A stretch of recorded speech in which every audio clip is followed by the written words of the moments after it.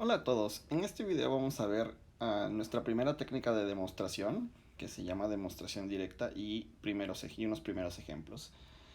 Para comenzar el video vamos a comenzar con la pregunta que está en pantalla. ¿Cómo comienzo una demostración?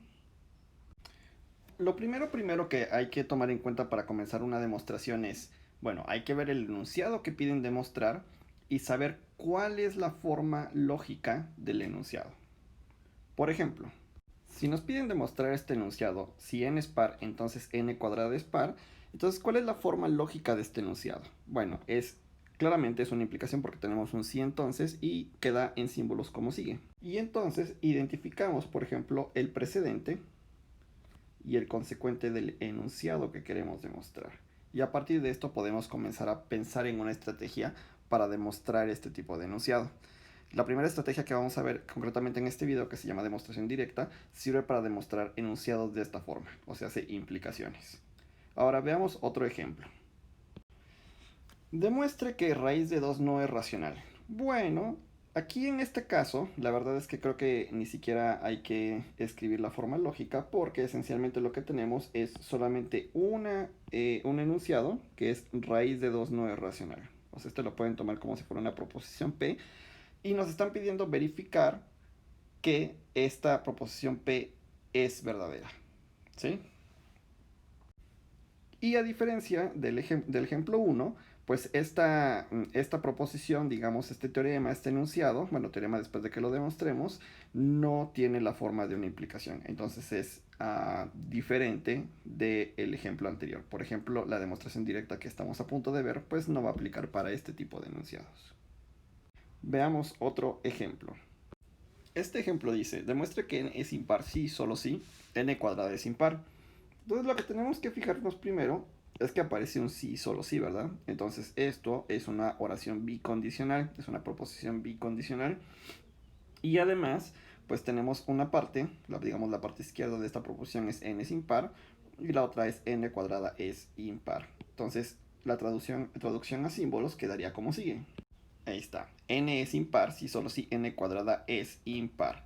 Y nuevamente este ejemplo es diferente a los dos anteriores, ¿verdad? Que, o sea, no es un condicional y no es una pues, proposición así sin ningún conector, sino que pues es un bicondicional.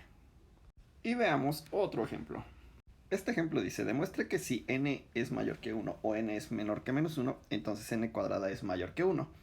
Y veamos cómo queda la traducción a símbolos.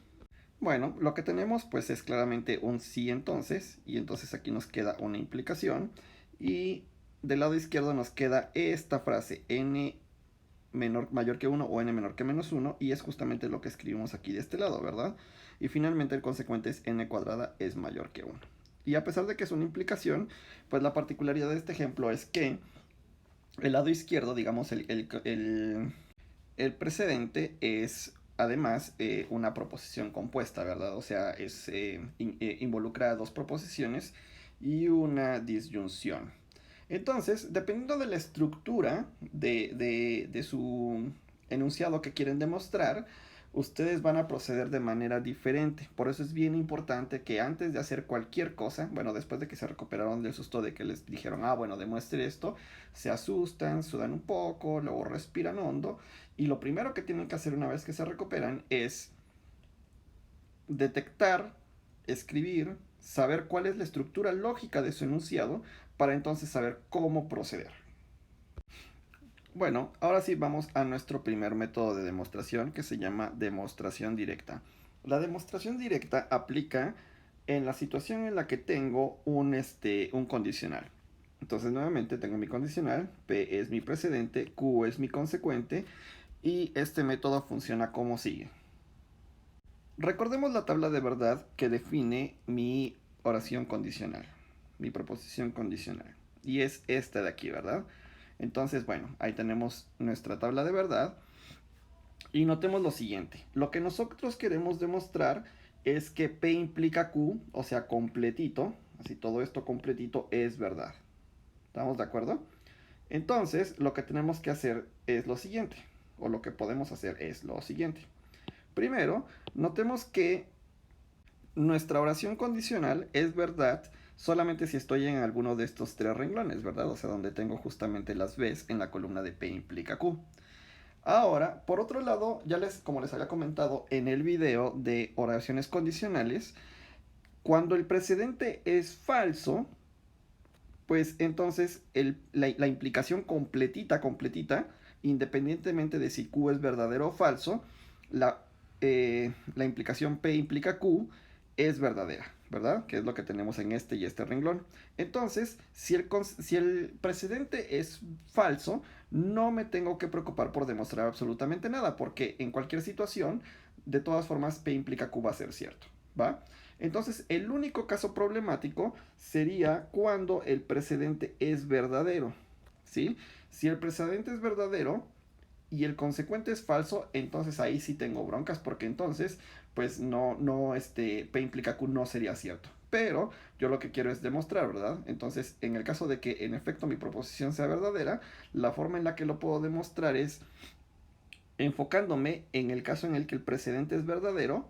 Y una vez que yo me enfoco en el caso del que el precedente sea verdadero, lo que quiero es verificar que no hay otra opción salvo que el consecuente también sea verdadero. Y una vez que los dos son verdaderos, puedo concluir que P implica Q es verdadero. Entonces así es como funciona este método.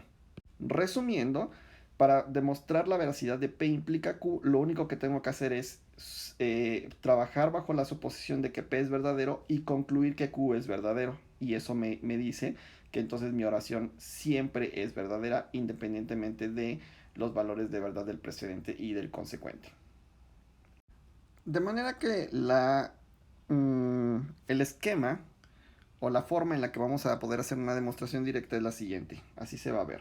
Entonces tenemos aquí la demostración directa de P implica Q. Entonces comenzamos anunciando que vamos a demostrar, ponemos nuestra palabra demostración o ahí como lo tengo abreviado dem. Y luego la primera, pero así la primera frase que debe de aparecer en mi demostración es supongamos P. ¿Sí? O sea, vamos a poner que estamos suponiendo que el precedente es cierto. ¿Sí? Es como les decía, es la única situación en la que me tengo que preocupar. Si el precedente fuera falso, en automático, sin hacer absolutamente nada, P implica Q ya es verdadero. Pero entonces suponemos que el precedente es cierto. Y luego, pues justamente, ¿verdad? Aquí en medio, estos puntos suspensivos quiere decir aquí es donde sucede la magia. O sea, ahí es donde van a ir todos nuestros argumentos, una frase tras otra, de manera que en medio de las dos frases de cada frase podamos justificar que estamos utilizando uno de los 4 pasos que les mencioné en el video anterior.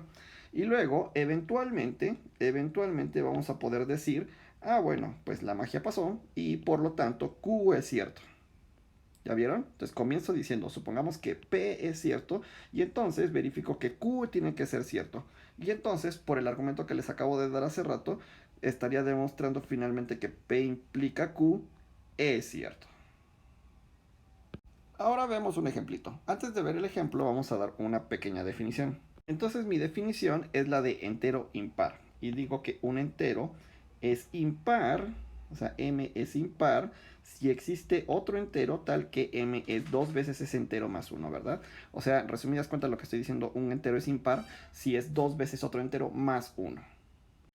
Y ahora sí, va mi primer ejemplo. El ejemplo es sea x en z, o sea, tomamos un entero y demuestre que si x es impar, entonces x más 1 es par. Eso creo que es más o menos intuitivamente claro. Por ejemplo, si x es 3, pues x más 1 es 4, que es par y así. Entonces, vamos a ver, ¿cómo podemos demostrar eso? Como les dije, lo primero que deberíamos de hacer ahorita que estamos aprendiendo es, bueno, con calma, vamos a ver primero cómo se ve la forma lógica de esta proposición, ¿verdad? O de este ejercicio. Y entonces la forma lógica es la siguiente, ¿verdad? O sea, lo que quiero demostrar es que x par implica x más 1 impar, ¿va? Bueno, ahora, una vez que ya sé eso, pues voy a aplicar demostración directa, ¿verdad? Entonces la forma de aplicar demostración directa, pues como les dije anteriormente es lo primero, la primera frase que debe de aparecer en su demostración es suponer las hipótesis, o sea, el precedente. El precedente en este caso es x es impar. Entonces lo primero que voy a hacer es voy a suponer que x es impar. Dicho sea de paso, esta primera frase es legal porque es una instancia de mi regla número 1, ¿verdad? La que estoy poniendo en este momento. O sea, en cualquier momento puedo escribir una suposición. Mi suposición, pues es como les decía, es esta hipótesis. Y bueno, entonces mi primera frase es legal. Lo siguiente que voy a decir es, bueno, como x es impar, puedo aplicar la definición de impar, ¿verdad? Entonces, tengo lo siguiente.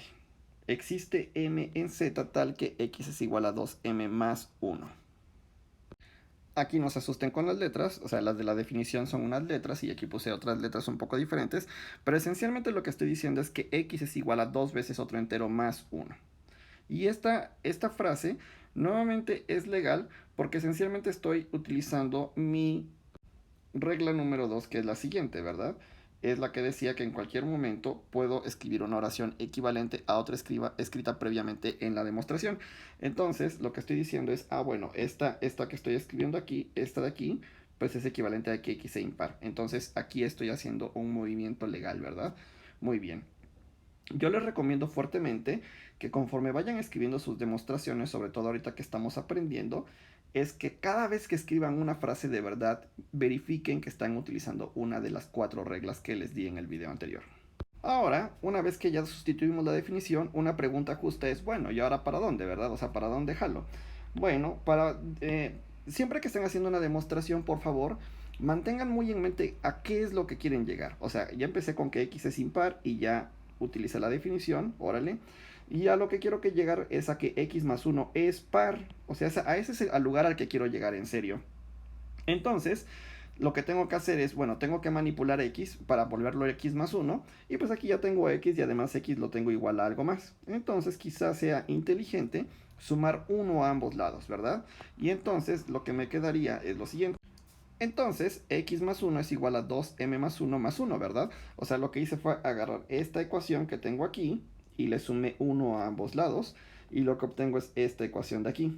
Ahora, la pregunta es, ¿qué regla estoy utilizando para poder hacer esto? Bueno, la regla que estoy utilizando es esta, ¿verdad? La primera, en la que me dice que puedo utilizar algún axioma. Entonces aquí no lo parece, pero recuerden que en el video anterior les dije que usualmente cuando utilizo un axioma, pues no lo menciono, ¿verdad? Y el axioma que estoy utilizando esencialmente es que cuando tengo dos números naturales que son iguales y le sumo algo, le sumo lo mismo, pues siguen quedando iguales. O sea, estoy utilizando una cosa súper elemental de los números enteros, ¿sí? O de los naturales. Bueno, en realidad de los números enteros, perdón. ¿Sí? Entonces estoy utilizando algo súper elemental, es un axioma, y entonces eso también está bien. Y mi siguiente paso es un poquito más largo, y lo que tenemos es esto, ¿verdad? Como x más 1 es igual a 2m más 1, que en realidad es igual a 2m más 2, que es esto que tengo aquí, o sea, no estoy haciendo prácticamente nada. Entonces, y además esto lo puedo escribir como 2 veces por m más 1. Y recuerden que entonces lo que concluimos es que x más 1 es 2 veces el entero m más 1. Y esa es la definición de entero par que les había dado en algún video anterior. Entonces, de aquí podemos decir finalmente que como m más 1 en realidad está cumpliendo la definición de entero par, entonces pues ya digo que es par. ¿Ya vieron? Y entonces aquí ya acaba mi demostración. Y bueno, esta última este último movimiento que hice, pues nuevamente fue acerca de sustituir una cosa, bueno, esto, una oración equivalente, ¿verdad? Esta es la regla que estoy utilizando al final de cuentas. Y ahora sí, finalmente, noten que lo que obtuve fue que x más 1 es un entero par, que es justamente lo que me estaba diciendo el consecuente de mi oración original, y por lo tanto, pues ya acabé, ¿verdad? Porque comencé suponiendo el precedente y terminé verificando que el consecuente es cierto. Y ahí acaba mi primera demostración exitosa. Yay. En nuestro siguiente video veremos un ejemplo más o un par de ejemplos de demostración directa.